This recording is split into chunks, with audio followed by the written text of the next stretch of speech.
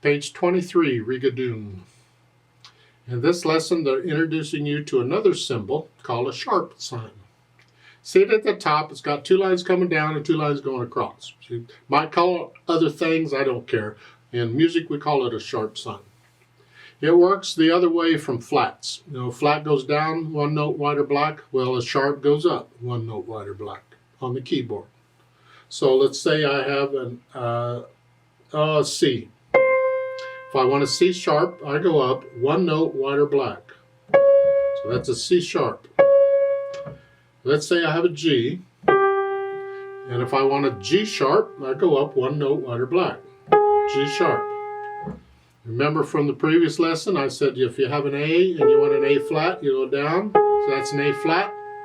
Well, I also said all the keys have more than one name. So that key is either a G sharp or an A flat. That could be either one. Depends on the music. Technically, those 2 pitches, G sharp and A flat, are not exactly the same. A violin player would play them slightly different, but the piano is tuned in a well-tempered tuning, and they just even them out, so it's the same pitch on a piano. And that's the way they work. And the rule's the same. It applies from that point on for the rest of the measure in that staff. Every staff has their own set of symbols. You can't have a symbol in one staff applied to another staff. Naughty, naughty, no. They all have to have their own set of symbols. So let's look Rigadoon over and see what we get. It's 2 lines long, treble and bass clef signs again, 4/4 time signature. I see quarter notes, dotted half notes, and whole notes. No eighth notes here. And I see some sharp signs. Now this apparently is just the left hand because the top staff is empty. So we just use the left hand, and they went thumb on G. I trust you know the names of the notes in the music. Again, if you don't know the names of the note, just do the play and say it drill. Keep drilling yourself, like the G, G, F sharp, E, D, D, E, E, F sharp, D, G, D, just over and over until they become automatic to you. You take it at your speed, not mine. Then you play it, they're just quarter notes. And the hand position is here. I'm just going to move the finger, the second finger from F to F sharp when I need it. 1, 2, 3.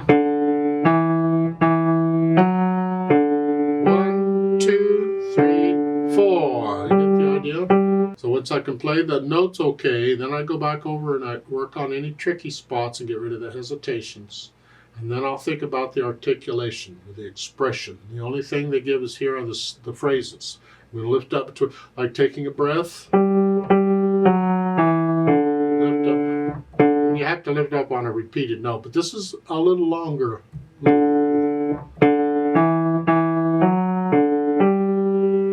up. On repeated notes, you have to lift up to play them again. But it's not much of it's very short. But phrases, you lift up. The silence is longer for phrase in there. You're just cutting the last note of the phrase a little bit short so you can lift up. Now once I have the phrasing in okay, I think about the dynamics. They have F at the beginning is forte or loud. And the second line is P, piano is soft. And then they give you this long arrow. Well, this is actually being introduced. The crescendo and the diminuendo is being introduced here. Their example up above is, it's a sideways arrow, but don't confuse it with an accent. We've had accents that appear in the note, the little sideways arrow on the notes. Those are accents. These arrows are, they're longer. They go more than one note. They have to go more than one note in piano because you can't crescendo on a note. And you can't really diminuendo on a note. You have no control over it. Once you play the note, the piano takes over. These arrows are longer. Like in the second line at the end, you see that arrow? One arrow means get louder, crescendo, and the other arrow means get softer, gradually get softer, diminuendo. Some people get confused of which arrow is which.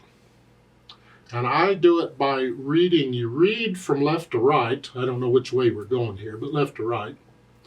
If the arrow starts at a point and the lines gradually get further apart, it means you get louder.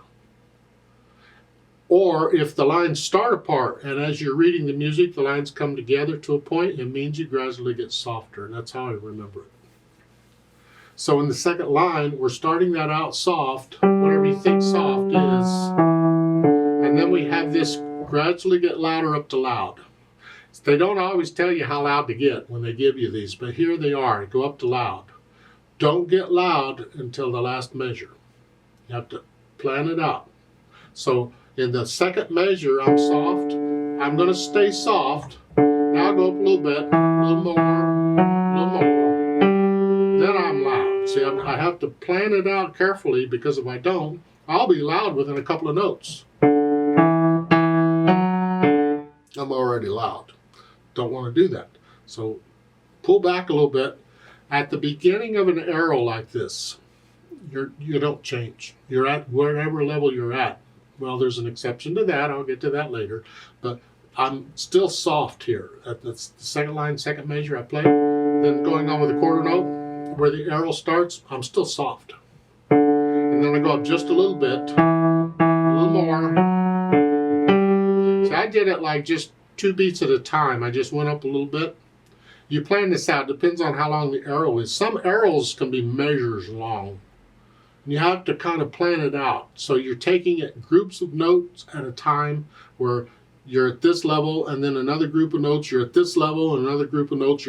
It depends on the music of what it needs. Here, I'm doing it 2 beats at a time. This is the third measure, the second line.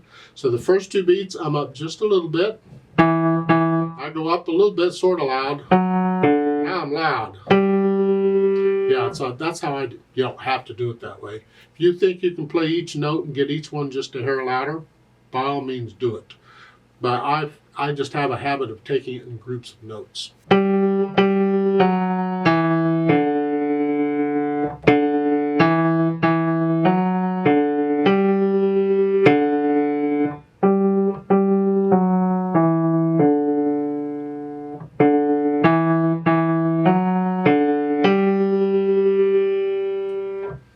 Don't copy me.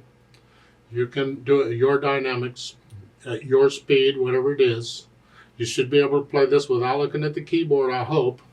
But when you can play it at least slowly with no hesitations, then come back to the video. Let's play it together and check, make sure you have all the right notes. I'll give us 4 counts. I'm not going to do the louds and softs. I don't do dynamics in this. We're not performing it. We're just checking notes and rhythms. That's all this is for. 1, 2, ready, go.